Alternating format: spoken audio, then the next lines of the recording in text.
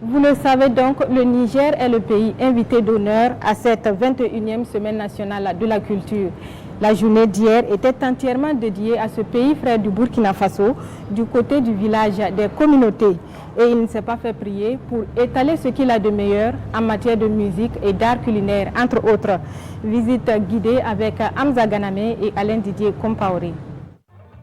Vous êtes à Bobo Dioulasso et vous voulez visiter 14 pays africains sans le moindre frais de transport? Alors, c'est tout à fait possible. Faites seulement un tour au village des communautés. Là, Maliens, Ivoiriens, Congolais, Burundais, Camerounais, Ghanéens et Togolais. Bref, 15 communautés se côtoient dans cette Afrique en miniature. Aujourd'hui donc est une journée consacrée au pays invité d'honneur, la République sœur du Niger. Une occasion pour ce pays de montrer son potentialité artistique et culturelle.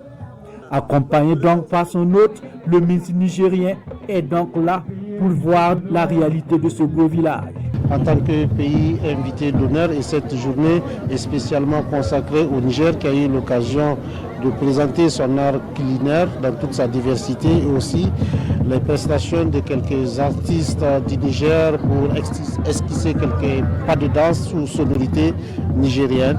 Nous sommes extrêmement contents de cette invitation. Pour le ministre Talba de la Culture, le Niger, tout comme les autres pays africains, regorge une large potentialité culturelle. Nous avons pu apprécier cet après-midi un échantillon du riche et diversifié patrimoine culturel de ce pays frère qu'est le Niger.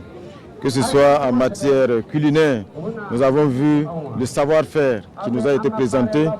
Et juste après, nous avons pu apprécier un échantillon aussi des sonorités inspirées véritablement de la culture, patrimoine culturel du Niger.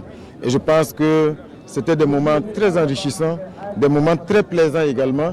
Et il ne reste plus qu'à signifier une fois de plus toute notre reconnaissance aux plus hautes autorités du Niger, au peuple nigérien, à mon frère, le ministre de la Culture. La culture étant un ciment de cohésion sociale, le ministre appelle alors à l'union des peuples africains. C'est l'Afrique qui gagne. Aujourd'hui, je pense que le message qui est lancé ici, c'est que personne ne doit diviser l'Afrique.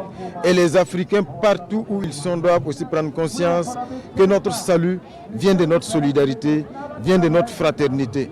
Et que nous devons tout faire pour que tous ceux qui profitent de notre division, pour pouvoir donc assouvir leurs ambitions d'asservissement, de domination, surfent justement sur le fait que les Africains ne sont pas unis, sur le fait que les Africains ne sont pas ensemble. Et ce message-là, il est distillé ici au village des communautés.